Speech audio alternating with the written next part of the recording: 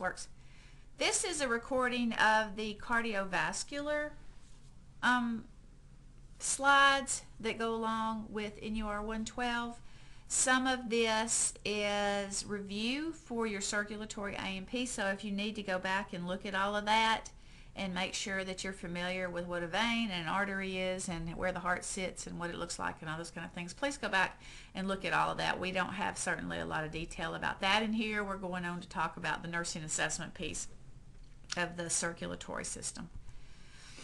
One thing you have to think about is when you're doing your cardiac assessment, history is really huge with cardiac patients. A lot of times when you actually see these people, when they present to the doctor's office or the emergency department or somewhere, they're not actually physically having what's going on right now. Sometimes they are. Sometimes they're actually having chest pain, but sometimes they come in because they've had chest pain or they've had what they call orthopnea, which is they can't breathe laying down, they have to sit up, or they're tired, or they're having swelling, which is the edema.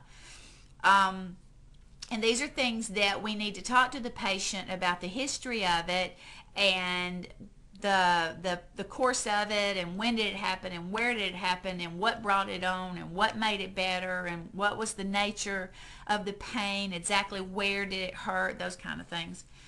So it's important that you take a good history on these people. Something else that you might hear is nocturia, which is urinating at night. Sometimes people that have inadequate circulation, their kidneys don't get good circulation until they actually lay down at night. So sometimes people urinate more at night for a lot of different reasons, but cardiovascular issues can be one of them. PND is paroxysmal nocturnal dyspnea, meaning these people initially can lay down, but as fluid builds up in their lungs, they get where they can't breathe at night, and then they have to sit up on into the night. So that's called paroxysmal nocturnal dyspnea, as opposed to just dyspnea, which is trouble breathing. Risk factors for heart disease, it's real important that you ask people about their risk factors for heart disease. Sometimes just having a very a positive history for cardiac problems in the family can actually cause somebody to be admitted into the hospital and worked up for cardiac, because there is such a genetic component to it. So that certainly is a risk factor. Other risk factors, smoking, of course, is a risk factor. We know that now. Too much caffeine, certainly recreational drugs, young or old people. Young people can have bad cardiac problems from recreational drugs, from cocaine and things like that. People that don't exercise, people that eat too much fat in their diet, people that are overweight, people that have high blood pressure, and stress. Stress can certainly be a cardiac risk factor. People that have diabetes have more cardiac problems. They have more vascular problems, which can lead to cardiac problems. So those are some things you need to ask your patient about. And once again, certainly if they have a cardiac history or their family has a cardiac history, that is a huge risk factor. And that is something that will warrant them getting any kind of chest pain or signs and symptoms of cardiac problems investigated. So an emergency, what if somebody comes in and they're actively having chest pain and they seem to be really in some distress, or you seem to think that there's a reason to think this is a cardiac thing, and they usually typically in the emergency department they'll default to this is cardiac until they prove otherwise. So the kind of assessment you would do, of course, would be an emergency assessment. Focus on what is absolutely necessary and get the rest of the stuff about their bowel movements and things later, right? So what are the signs of somebody that's having a cardiac emergency? Pressure, squeezing, pain in the chest. Sometimes they come in and say, it feels like an elephant sitting on my chest. It's sort of classic. But I remember one of the cardiologists used to tell us any pain between the nose and the navel can actually be cardiac, especially in women, because we present differently sometimes. Women may come in with just an indigestive kind of a problem, or they may come in with shortness of breath, or some things that aren't just actively chest pain. There's a lot of different reasons for that, but sometimes diabetics, because of their neuropathy, their pathology of their nerves that goes along with diabetes, sometimes don't have classic cardiac symptoms. Sometimes they have once again, the shortness of breath and the nausea and all that without actually having chest pain. So it doesn't have to just be chest pain. Pain in their arm, especially their left arm. Sometimes it goes through to their back. Sometimes it's in their neck. Sometimes they'll say it goes up into their jaw, particularly on the left side, but not always. Sometimes it feels like it's something about their stomach or their face. They have shortness of breath. They sweat. They're lightheaded. Very commonly, these people are very nauseated. Sometimes they're vomiting. Any of those things can indicate a cardiac problem, and so that combined with somebody that has risk factors and a cardiac history, certainly you would work that up as a cardiac situation. Okay. Cardiac assessment. You need to know the landmarks.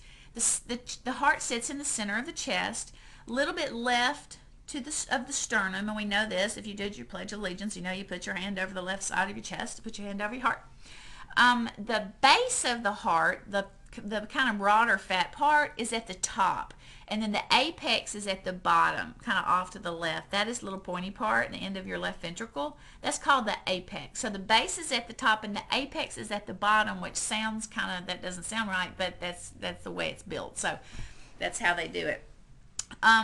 The point of maximum impulse is called the PMI.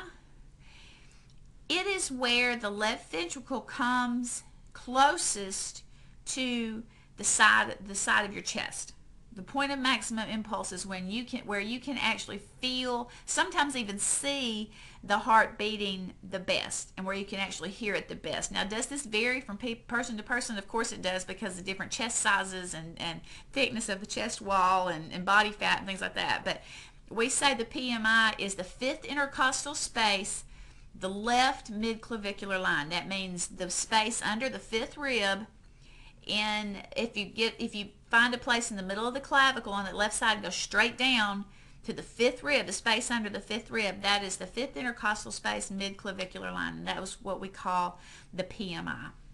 So you have to sort of look at the chest and think in your head, okay, where is the heart sitting, and tilt it a little bit sideways, because we know it's tilted a little bit sideways. Now in kids it's tilted a lot sideways. In pregnancy it's tilted a lot sideways for obvious reasons. So because of the baby pushing up on the diaphragm. So you have to look at the chest and think, okay, what am I seeing? And then look at somebody that's very thin. You can actually see the point of maximum impulse pulsating on that left side, sort of lower on the rib cage there. So it's sort of interesting to see. And that's not necessarily an abnormality. That's in a very thin person, you can see that. Well, sorry. Okay, here we go. With regard to cardiac assessment, your patient needs to be relaxed and comfortable. Why? Because if they're anxious or uncomfortable, it can give them what you call tachycardia, which can lead to inaccurate findings. Tachycardia is a very fast heart rate, which may not be normal for them. We will see tachycardia in our physical assessment checkoffs this semester, I promise. We see a lot of it. So that's because people are nervous, and that makes your heart go faster than it normally would, okay?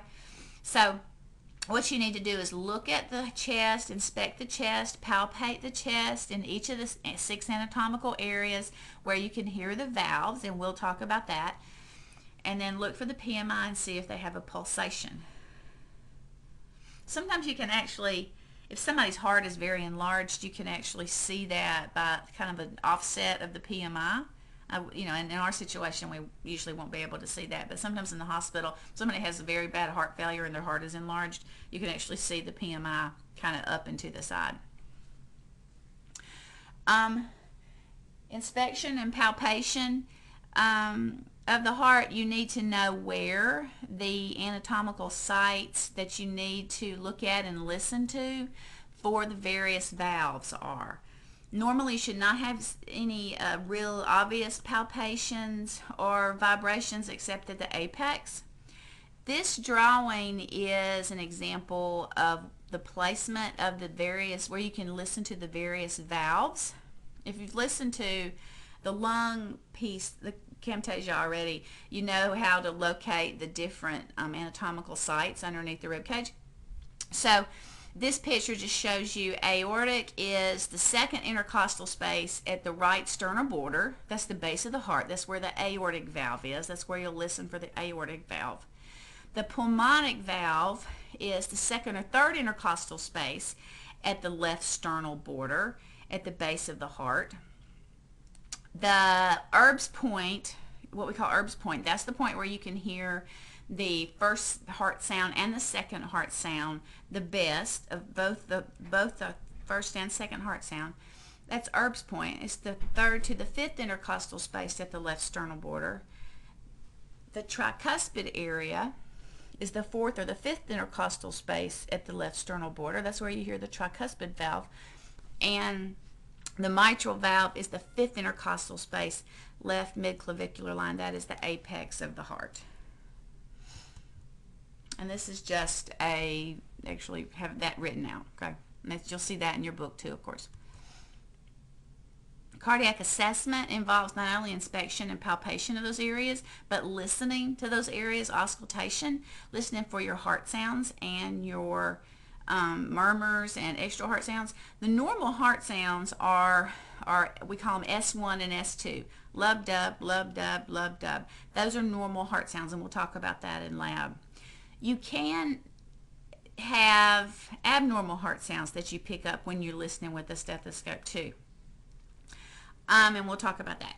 Another thing you can pick up is if it's not regular. Everyone's heartbeat should be regular. Boom, boom, boom, boom, boom, boom, boom, boom, boom. It shouldn't be irregular. Boom, boom, boom, boom, boom, boom, boom, boom. That's irregular. An irregularity, when you listen to it, can indicate a dysrhythmia. A dysrhythmia is an irregular heartbeat. Some of those dysrhythmias can be lethal or life-threatening. So that's why you need to be able to listen to your patient's heart. Now, the ones we hear here in lab are not lethal and life-threatening pretty much, because we're all happy, healthy, and well-adjusted usually in the lab. But that is something that you have to remember, that you're listening for the S1 and the S2. You're listening for them to be regular, and if they're irregular, you want to think about why. Or if there's any extra heart sounds beyond the S1, S2, beyond the lub dub, you want to think about why you have that. If you hear a swooshing in there, or a click, or a rubbing kind of a sound, and we'll talk about these in the lab, those are murmurs, and you have to think about why would I have that in there, and we'll talk about that in lab. Okay.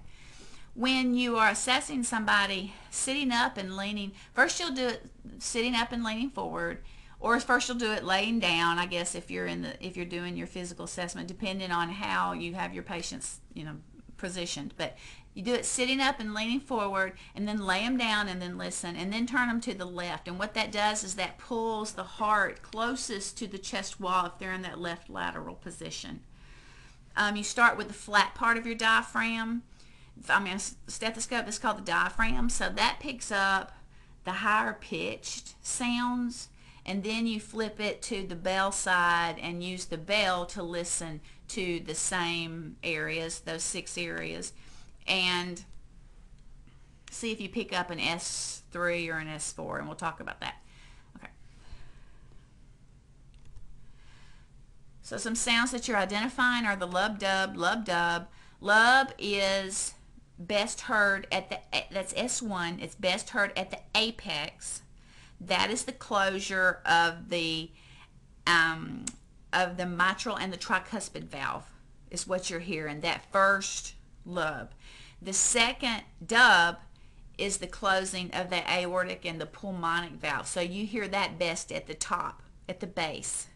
And we'll talk about that in lab, so that'll make more sense. But you hear S1 better down at the apex and S2 better up at the base. Okay? And that's because S1 is the closure of the mitral and the tricuspid, which is down close to the apex, and S2 is the closure of the aortic and the pulmonic, which is up close to the base.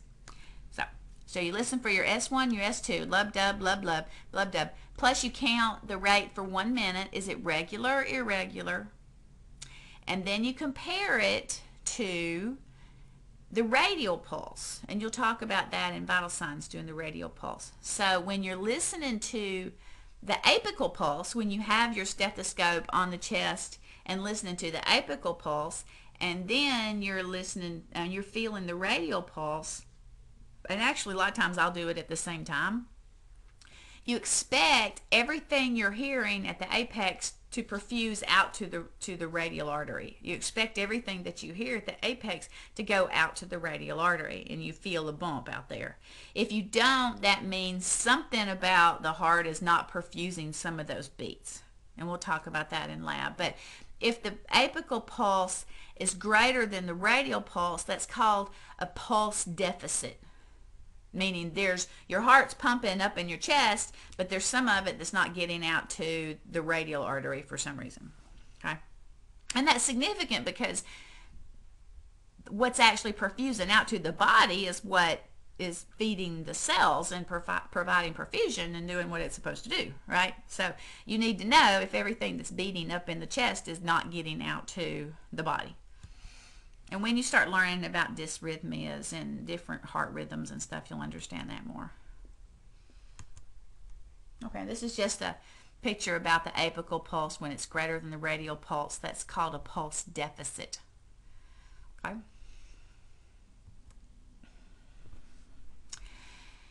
Love dub, S1, S2, S1, S2, S1, S2, S1, S2. Sometimes you'll hear love dub dub, love dub dub, love dub dub. That's what they call an S3. Sometimes you'll hear love love dub, love love dub, love love dub. That's what they call an S4. And you can hear some of these on your Lippincott. There's heart sounds on there. S3 and an S4 have specific pathologies that go along with them, and we're not really talking about those right now. But that is significant that you note this patient has an S3 or an S4, certainly, and especially if they haven't had one before. You listened to them this morning and they didn't have it, and then this afternoon they have it, and they look like something's going on, then that is a significant finding. Now, honestly, this is real. This takes some practice. If you work on a cardiology floor and you get to hear some of these abnormalities, then you'll get better at it. But this does take some practice to identify this S3 and this S4. Sometimes there's clicks in there that are a little more obvious. Sometimes there's rubs in there if you've got some inflammation in the heart, and we'll talk about that in the lab, and we'll listen to a rub. Sometimes there's murmurs in there if the valves are incompetent. You'll hear a whooshing. Sometimes we find those in people in the lab. It's not necessarily something that's terribly pathological. Sometimes people are fine when they have a little bit of a murmur, but a murmur is a dysfunction of the valve. Remember, that lub dub that you're hearing is actually closure of the valves. So, and what you're listening to, all the different anatomical areas you're listening to the valves. So when you hear a murmur, a lot of times that's a dysfunction of the valve. Either it's floppy or it's hardened, what they call stenotic. So it's either incompetent, it's floppy, or it's stenotic, it's hardened. So that's what you're listening for. Normal heart findings, a rate of 60 to 100. Typically it's regular. Now I will tell you that we will find in the lab some of you have an irregular rhythm. It's called sinus arrhythmia. Sinus arrhythmia is in young people, typically. And what happens is as you breathe in and out, there's a little bit of an up and down in your heart rate. And I'll talk about that in lab because it's hard to explain on a camtasia. But there's a little bit of an up and down in a healthy person that's young. There's a little bit of an up and down in your heart rate as you breathe. That's normal. So we may pick up on some of that. Typically the radial and apical pulse should be the same. S1 should be loudest at the apex, which is down low. And S2 should be loudest at the base, which is up high, right? You should not hear any extra heart sounds. You should not hear any murmurs. That's what's normal in a heart. So that's what you should find in your buddy, okay? With regard to the vascular assessment, once again, make sure you're familiar with the arteries and the veins and how all of that works, okay? Examination of this also includes being able to measure the blood pressure, which you'll talk about with Ms. McGee and Ms. Demas. And you also need to be able to look at the peripheral vascular system. So the central vascular system is going to be, of course, the aortic and the pulmonic situation inside the aorta and the pulmonary arteries and veins. But the peripheral is on out into the arms and the legs is what we're talking about in peripheral vascular system. So you need to be able to assess those. You also need to be able to assess the carotid artery, which is in your neck, the jugular veins, which is in your neck. You do use inspection and palpation and auscultation for this assessment. You need to be able to inspect for abnormalities and feel differences in the skin texture, the skin edema, skin temperature, things like that that go along with circulatory things, and then certainly be able to auscultate some things that we'll talk about. So those are some things that we're talking about with the peripheral artery system. Once again, health history is very important with the vascular system. People that have leg cramps, it's called claudication. Sometimes people will come in and say, my legs don't hurt until I start walking to the mailbox, but I cannot get to the mailbox, but my leg's starting to really hurt. Well, what happens is the circulation is so precarious, is not very good, but it's okay as long as the patient's sitting still. And then when they start walking and start actually putting a strain on the muscles and the vasculature, then it gets to where it's inadequate and the muscles start getting what you call ischemic. If you have ischemic tissue, ischemic muscle, like your calf muscles if you're walking, or your heart if you have coronary artery disease, that hurts. That hurts. It actually has a pain associated with it. It's called ischemic pain. And so when somebody's walking and they get bad circulation to their legs, it's called claudication. Now that's different than just a muscle cramp.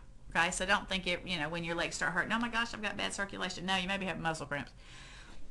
Cold hands and feet, of course, can indicate bad circulation. Not always, but sometimes it can be an environmental thing too. But cold hands and feet consistently can indicate some circulatory issues. Swelling, it's called edema, and we'll talk about that in the lab. But swelling a lot of times can be from the venous situation not being adequate.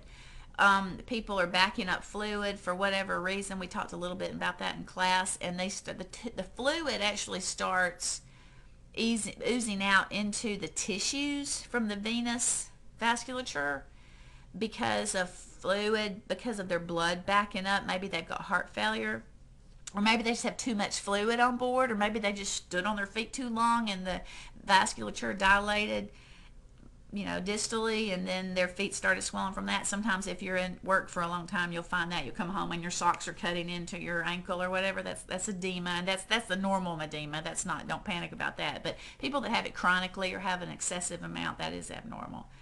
Cyanosis is turning blue from lack of circulation. And so you ask them, do you ever have any cyanosis? Do you ever have any discoloration of your toes? Do you see any blueness? You can see a picture of some blueness here. And then certainly ask them about medical problems. A lot of times people will be able to tell you if they had vascular issues, but also understand people that have vascular issues other places, like in their carotid arteries. Maybe they had a stroke because they had some occlusion of their carotid arteries, or they have heart disease.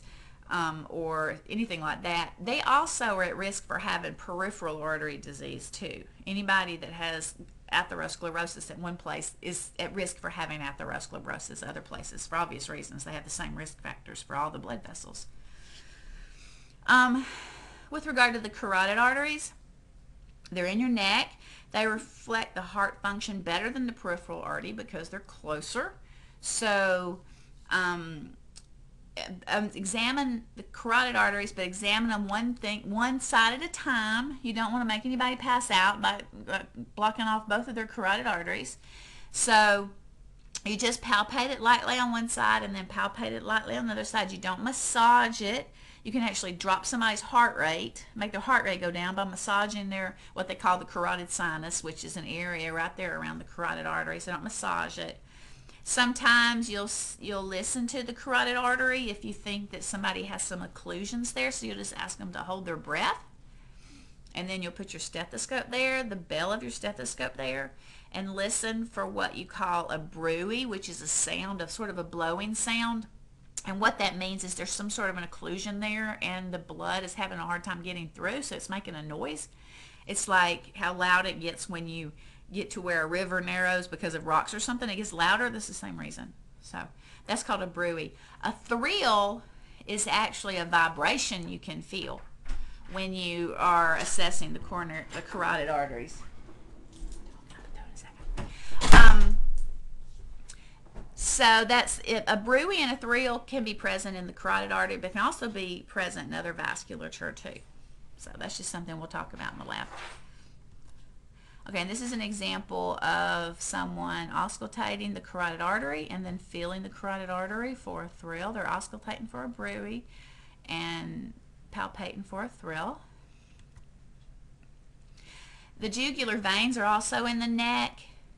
The jugular veins come straight down into the superior vena cava, and the internal jugular, the external jugular. You can see the pictures of it here. It is something that a lot of times we note if someone's having, remember we've talked about heart failure and how the heart can fail to pump out adequately and fluid backs up into the right side of the heart and the right side of the circulatory system. This is where you might see some dilation of these vessels if someone has heart failure. They might get distended, and we'll talk about that in lab. I know that doesn't make a lot of sense, but we'll talk about that in lab. So when you're laying flat, when your buddy is laying flat, you may see these vessels in their neck, but as you elevate them up to 45 degrees, that elevation of those vessels, that dilation of those vessels should go away. And we'll talk about that in the lab, but that's looking for jugular vein distension. This is a picture of somebody that we're looking for their jugular vein distension. You can see this gentleman sitting up here has quite a bit of jugular vein distension. And we'll talk about that in the lab. Also, with regard to the peripheral vascular system, you have to think about the blood flow and how it affects the condition of the skin and the nails. You have to think about the pulses in the periphery, the radial pulses, the brachial pulses in the arm, the femoral, the popliteal, and the pulses in the feet, and we'll talk about that in the lab, how you locate those. Pulses are generally graded from 0 to 4, 0 being absent, not palpable, and 4 being really, really bounding. Now be aware that documenting that somebody doesn't have a pulse just because you can't feel it is not necessarily adequate. You need to go get the Doppler, and we'll show you how to use that, the Doppler ultrasound, and try and find that pulse, because to document that somebody doesn't have a pulse is pretty dramatic. It's telling them that there's not circulation down there. So we need to really talk about that in the lab and make sure that you guys know how to do that. You've learned how to do the radial pulse when we were taking vital signs. There also is an ulnar pulse, which is on the other side of the wrist. Remember, the radial is on the thumb side and the ulnar is on the little finger side. You don't typically feel it as strongly, so that's not where we take a pulse. We take the pulse in the radial if we're just counting the pulse, because you can feel it better. But there is another artery down there. It's the ulnar artery. We'll show you how to do the brachial pulse. You have to find that when you're doing the blood pressure. Also talk about the femoral pulse. You won't necessarily be pulling each other's clothes off and digging into the femoral artery, but we do want you to know where it is, and it is a pulse that you'll have to check on your patients from time to time. So you do need to know where it is. Posterior tibial pulse is behind what we call the medial malleolus. That's the bone of the ankle bone on the inside of the foot, and it's behind the ankle. So it's the posterior tibial pulse on the inside, and we'll talk about using the ultrasound stethoscope to locate that. There also is one on top of the foot called the dorsalis pedis, and we'll talk about that. Some people don't have a dorsalis pedis, but we'll find that. The popliteal pulse is behind the knee. We don't do a lot of talking about that because your patients typically aren't laying on their stomach, but if somebody has some circulatory issues that with regard to that part of the body, that may be something that you see somebody assessing, so we'll show you those. This is a picture of somebody assessing the arterial circulation. This is the dorsalis pedis on the left and the posttibial on the right.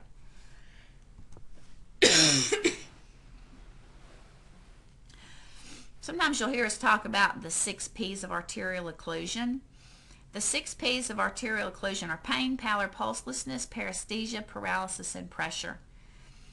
When you're talking about pain of somebody that has an arterial occlusion, this is not just your regular pain that can be relieved with opiates of someone that has you know, a fracture or something. This pain is very, very out of proportion to what it seems like it ought to be. It usually is not relieved by opiates. Pallor is, of course, paleness. We've talked about that in lab already. Be sure you compare side to side with pallor. Pulselessness, I talked about that already. You need to be sure that you really have investigated the pulse before you document that somebody doesn't have a pulse. Paresthesia can indicate nerve damage. It is funny feeling in the feet, tingling, you know, tingling or can't feel you touching them, some of the things we've talked about already with regard to the sensory nerves or the sensory evaluation of the periphery.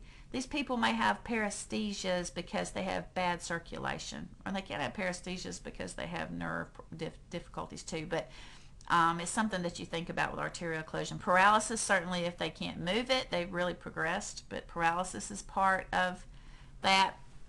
And also pressure, if you look and the skin looks tight and shiny, the tissues may be under extra pressure. That can be part of an arterial problem. Varicosities are typically the veins, and we'll talk about that in lab on how you grade the edema.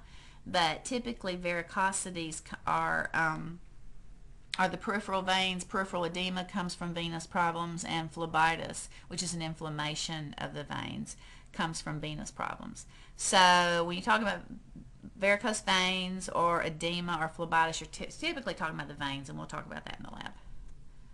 So this is a picture of somebody that has edema and phlebitis in their right leg. You can see, and comparing that to the left leg, you can see that it's quite significant.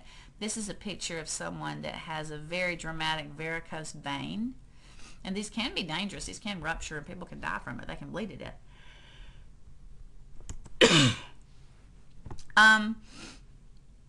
This is an example of two different types of ulcerations that come from circulatory insufficiency. The real punched out looking ulcerations, and a lot of times they're tinier than this, but the very round, distinct, punched out ones are typically from an arterial problem.